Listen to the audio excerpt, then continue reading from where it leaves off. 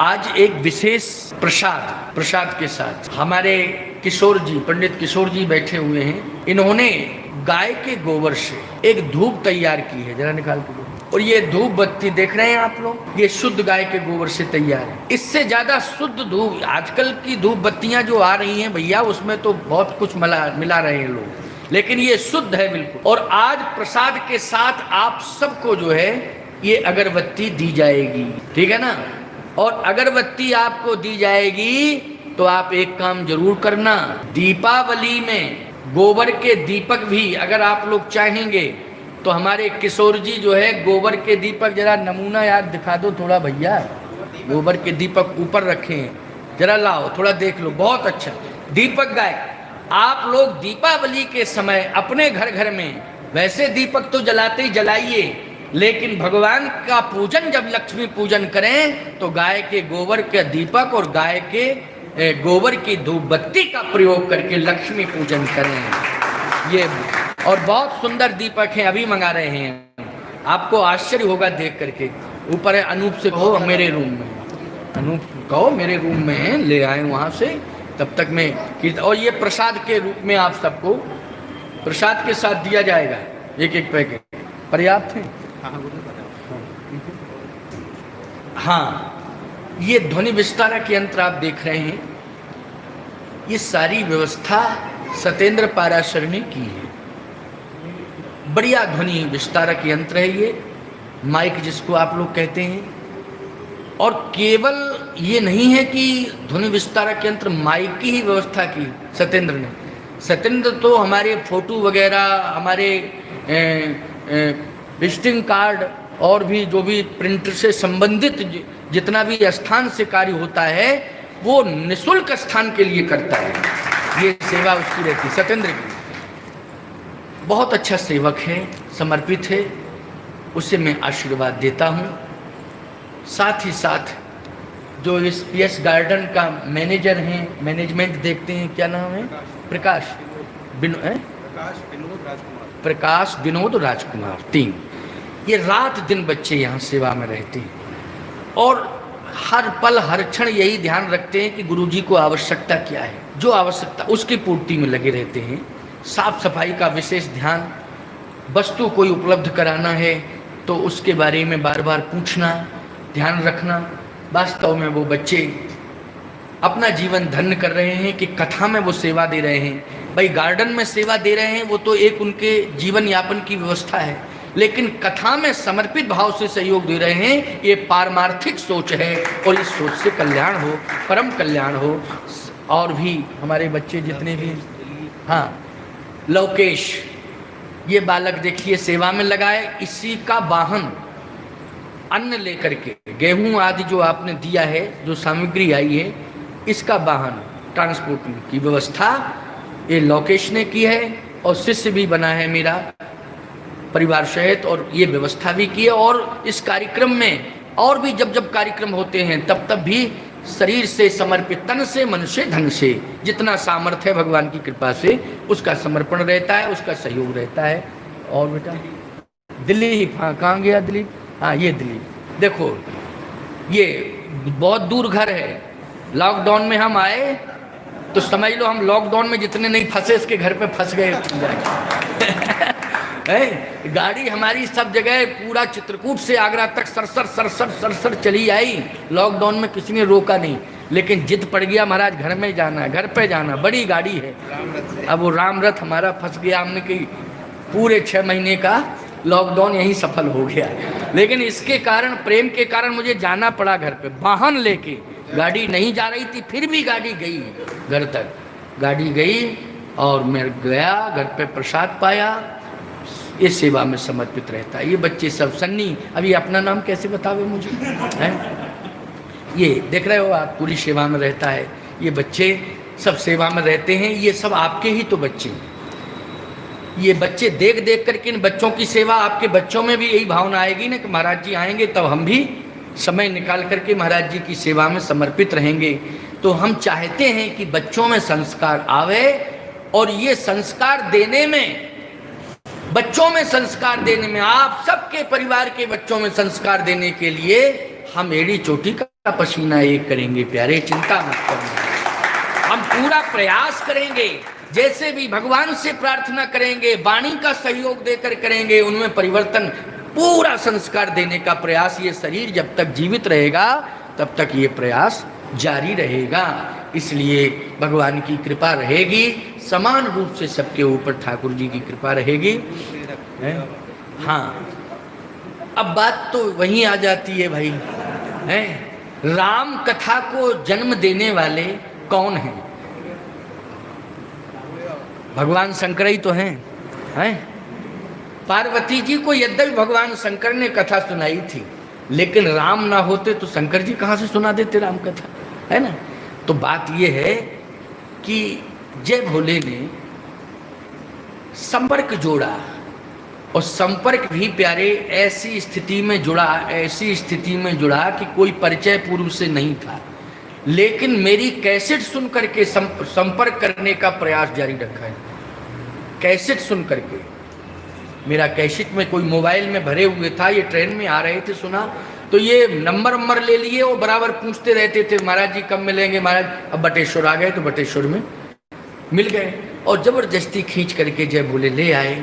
और आज ये कथाएं जो बार बार सुनने को मिल रही हैं, ये जो आनंद आ रहा है, ये सब जय भोले के प्रेम की वजह से, कि वो प्रेम से खींच लाता है और आने के लिए मजबूर कर देता है। और रात दिन स्वास्थ्य की चिंता नहीं है, रात दिन 1 बजे जाना और सुबह 5-6 बजे आ जाना, 3 घंटे 4 घंटे सोना, और कहता गुरुजी समर्पित है। देखो भाई भी अच्छे मिले कि सब सहयोग तो कर रहे हैं अपने भाई का। संपूर्ण भाई अपने अपने धंधा बिजनेस में लगे हैं, परिवार का संचालन कर रहे हैं। भाई भी तो ऐसे हों जो भाई का सहयोग करें। अगर भाई साथ ना दें तो कहाँ से ये सब फुर्सत पा जावे इस काम के लिए, बोलो। लेकिन जय भोले के भाई भी साधुवाद के पात्र हैं कि उन्होंने इतना कम से कम अपने बड़े भाई को छूट दे दिया कि आप संतों के लिए और सत्संग के लिए फ्री हैं, आप सेवा में रहिए और हम घर परिवार द्वार संभालेंगे। हम यही चाह रहे हैं कि घर घर के बच्चे इसी प्रकार की भावना के हो जाएं। मैं ये नहीं कहता हूं कि सब बाबा बन जाएं, साधु बन जाएं। साधु भेष से न बने बच्चे, उद्देश्य से सब बच्चे साधु बन जाएं, इतना मेरा प्रयास है। उद्देश्य से साधु बन जाएं। साधु का अर्थ होता है भद्र, भद्र मानी होता है श्रेष्ठ। जिसकी सोच श्रेष्ठ हो जाए वही साधु है, बोलो है कि नहीं। अगर बालक की सोच श्रेष्ठ है तो ये साधु है। ये भले ही ये तिलक ना लगाए हो, बड़ा दाढ़ी और कपड़े ना, साधु है। क्योंकि सोच जो है अच्छी होनी चाहिए, भद्र सोच होनी चाहिए। और सोच जब अच्छी हो जाती है तो वो साधु उद्देश्य से बन जाता है। और जब उद्देश्य से साधु बन जाता है तो याद रखना वो देश का नायक बनता है। क्या बनता है? वो राष्ट्र का नायक बनता है। याद रखना उसी के नेतृत्व में ये देश सुचारू रूप से चलता है प्यारे। यही आशीर्वाद, यही संस्कारों का प्रतिफल होता है। आज मैं हृदय से सबको आशीर्वाद दे करके अपनी वाणी को विश्रामित कर रहा हूँ। अब 2 बार भगवान का नाम ले लो, और नाम लेने के बाद में फिर आरती होगी। आरती के बाद में फिर कुछ नाम सुनाओगे क्या? हाँ देखो ये दीपक है, आवाज़ तो सुनाई दे रही है ना। माइक चला जाए चला जाने दो, हम तो नहीं चले गए, हम तो बैठे हुए हैं। ये दीपक है, इसमें केवल ऊपर से पेंट किया गया है गोबर का, और मजबूत है। ऐसे नहीं है कि ये बिल्कुल शुद्ध गोबर है, गौ माता का देसी वेद लक्षणा गाय का गोबर है। ये नहीं कि जहाँ का गोबर पाया वहीं का भल्ला है समझ रहे कि नहीं? ये विश्वास करना पड़ेगा आपको, क्योंकि किशोर जी का पारमार्थिक संकल्प है, दृष्टिकोण है, कोई व्यवसाय को नहीं है कि गाय की महिमा बढ़े और गाय के प्रति आकर्षित हो।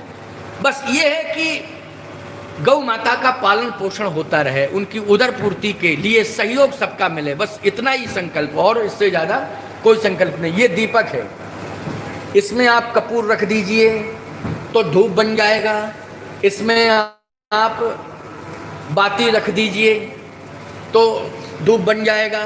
यानी ये शुद्ध दीपक जो है मिट्टी का नहीं है, ये क्या है? गाय के गोबर का है। और बोलो दीपक लग रहा है ना आपको देखने में शुद्ध, और ये बिल्कुल मजबूत है। आप मसक दीजिए, ताकत लगा दीजिए, इस तरह से बनाया गया है। तो आप जो है ऐसा मत जानना कि महाराज जी किशोर जी का एडवर्टाइज कर रहे हैं। हाँ, मैं बिल्कुल गौ माता के प्रति समर्पित हूँ, इसलिए गाय की महिमा समझो और गाय माता के प्रति आकर्षित हो, गौ माता के पंचगव्य के प्रति आकर्षित हो, गौ माता के गोबर के प्रति आकर्षित हो आप। इसके लिए हम लक्ष्मी पूजन में प्रेरित कर रहे हैं कि आप प्रयास करना, इनसे संपर्क करके दीपक जरूर लेना। और लक्ष्मी पूजन के समय इन दीपकों का हम चित्रकूट ले जा रहे हैं, हमको दिए गए हैं, हम चित्रकूट ले जा रहे हैं। और गौ गोबर की धूप तो आज ही, धूप बत्ती तो आज ही आपको दे रहे हैं, ठीक है ना। और देखो कितना आनंद है, उस धूप का आनंद लेना घर में जाके। तो इस तरह से दीपावली के अवसर पर इनका नंबर ले लेना, दूरभाष पर पहले बता देना। कोई धंधा थोड़ी है कि पहले ही से बना के रखें, थोड़ा पहले बताना संख्या कितनी चाहिए, कितने लोगों को, तो उतना निर्माण हो जाएगा। तो ये लक्ष्मी पूजा के समय आप लोग इसी का प्रयोग करना। देखो फिर आनंद, क्या बात है। गाय के रोम रोम में देवताओं का वास है कि नहीं? गाय के गोबर में तो लक्ष्मी का वास है। किसका वास है? लक्ष्मी का वास है। इसलिए लक्ष्मी पूजन तुम कर रहे हो तो आज प्रत्यक्ष लक्ष्मी तुम्हारे घर में आज प्रवेश करेगी। लक्ष्मी पूजन के समय जो दीप बन करके प्रवेश करेगी, लक्ष्मी जी सदा प्रकाश तुम्हें देती रहेंगी, सदा तुम्हारे घर में प्रकाश आता रहेगा। ये दीपक अभी तो हम चित्रकूट ले जा रहे हैं, हमको काफ़ी दे दिए हैं, तो वहाँ पर हम पूजन में, दीपावली के पूजन में इनका प्रयोग करेंगे और नैमिष में भी करेंगे, है ना। इस तरह से अब आप लोगों के लिए शुभ सूचना मैंने दे दी है, तो इस पर विचार करना। और विचार क्या करना, लेना ही, और लक्ष्मी पूजन में जरूर प्रयोग में लाना। ये मेरी आज्ञा भी है आप सबके लिए, इसका पालन करना। बहुत अच्छी व्यवस्था है। और गौ माता हैं, गौ माता की एक बड़ा सुंदर प्रकल्प खुल रहा है आपके लिए, गौशाला। और कोई व्यवसाय गौशाला नहीं, बिल्कुल शुद्ध देसी गौशाला, जिसमें गौ सेवा का ही लक्ष्य है। और ज़्यादा संख्या नहीं, वही 15-25 गौएं प्रारंभ में होंगी, फिर विस्तार होगा तो हो जाएगा। तो किशोर जी के माध्यम से वो गौशाला खुल रही, मेरा आशीर्वाद है उस गौशाला के लिए। इसलिए किशोर जी बार बार जो है ये सब हमको बताते हैं, महाराज जी इस तरह से ठीक रहेगा, पूछते हैं महाराज ये ठीक है कि नहीं, इस तरह ठीक है, ये ठीक रहेगा, तो हम कहते हैं हाँ बहुत अच्छा है, बहुत सुंदर है। ये मर्यादा है शास्त्र की। इसलिए आओ अब 2 बार कीर्तन कर लो, इसके बाद आरती। आरती का कहाँ है वो? ठीक है। और हमारे अयोध्या दास जी महाराज 3 दिन से बराबर कथा सुन रहे हैं, बिल्कुल एकांत शांत जंगल में रहते हैं बटेश्वर नाथ के, और बड़ा भव्य दिव्य स्वरूप बन गया आश्रम का। एक विशेषता और है, अपने हाथ से पैसा नहीं छूते हैं, समझ गए? अपने हाथ से पैसा नहीं छूते हैं। आपको जो भी करना हो आश्रम चले जाइए, कराइए। निर्माण चल रहा है, ईंट पत्थर सीमेंट सरिया जो तुम्हें खरीदना हो सो दे आओ, समझ रहे कि नहीं? आश्रम में सेवा वाले लोग लगे हैं, उनके हाथ में दे आओ हो कि हमारे इस काम में लगा दो। स्वयं जो है धन नहीं छूते हैं और जंगल में रहते हैं। और देखो जंगल में तो मंगल ही मंगल दिखाई दे रहा है, ऐसा आनंद कर दिया। मैं तो प्रत्यक्षदर्शी हूँ, बटेश्वर में मेरी जब कथा हुई मैं स्वयं गया था वहाँ दर्शन करने। आश्रम में बड़ा सुंदर गुफा, तो इतनी अच्छी है, मिट्टी के अंदर खोद खोद करके गुफा बनाई। वो मिट्टी के पहाड़ है ना, उनमें खोद खोद करके अंदर ऐसी गुफा बना दी है साहब, ऐसी गुफा बना दी कि 5 स्टार का वातानुकूलित रूम फेल उस गुफा के आगे। अंदर जाइए तो गजब की गुफा, क्या बात, गाय का गोबर लिपा हुआ सुंदर, सब बहुत मेहनत की है। भजन करते, चौपाइयाँ लिखी हैं रामायण की गुफा के अंदर। बाहर तो निर्माण ईंट पत्थर का बहुत बड़ा हॉल बनने जा रहा है, कथा का बहुत बड़ा हॉल बन रहा है, लेकिन अंदर जो गुफा है वो मिट्टी में ही पहाड़ के अंदर है, बहुत सुंदर है, दिव्य आश्रम है। आश्रम जब बटेश्वर नाथ जाओ तो जरूर जाओ। मनमथ क्षेत्र में है, मनमथ क्षेत्र में है। अयोध्या धाम के नाम से ही है, प्रसिद्ध है अयोध्या धाम। अयोध्या दास जी का आश्रम का नाम क्या है? अयोध्या धाम। इसलिए वहाँ भी कथा की तैयारी चल रही है। बहुत बड़े व्यापकत्व में कथा होगी, बहुत बड़ा व्यापक स्वरूप होगा उस कथा का। क्षेत्र के लोग बाहर आए से सब जगह से इंतजार में हैं लोग, सुकोहाबाद सिरसागंज सब की कब कथा होगी, कब कथा होगी। वहाँ तो बहुत लंबी भीड़ होगी, लेकिन ये महामारी तो हटे, हट ही गई है, अब हट रही है धीरे धीरे, हट ही रही है, हट ही रही है धीरे धीरे, अब हटेगी, चिंता मत करो। हाँ, परेशान नहीं होना, निकल गया समय, अब